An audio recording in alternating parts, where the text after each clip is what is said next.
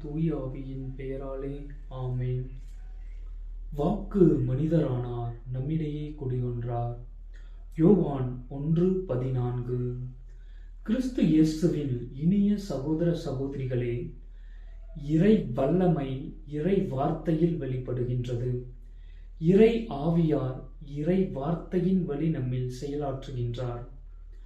இறை வார்த்தையை சத்தமாக அறிக்கையிட்டு ஜெபிக்கும் பொழுது, இறை வார்த்தையை வாழ்வாக்கும் பொழுது சாத்தான் நம்மை ஒருபோதும் நெருங்க முடியாது.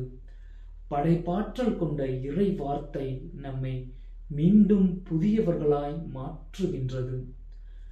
இறை வார்த்தை இறை அன்பிலும் பிறர் அன்பிலும் நிலைப்படுத்தி அருள் வாழ்வில் ஒளிரச் செய்கின்றது. இறை வார்த்தை நோய்கள், தீமைகள் மற்றும் தீய சக்திகளை அழித்து மீண்டும் நம்மை புதியவர்களாய் மாற்றுகின்றது.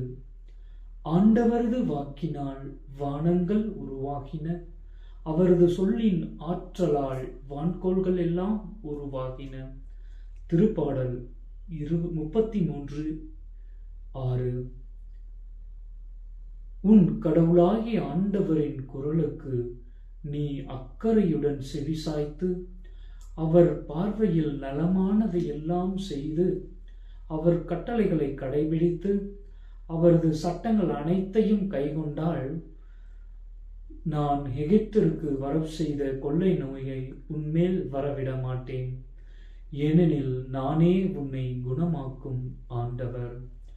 விடுதலை பயணம் 15:26.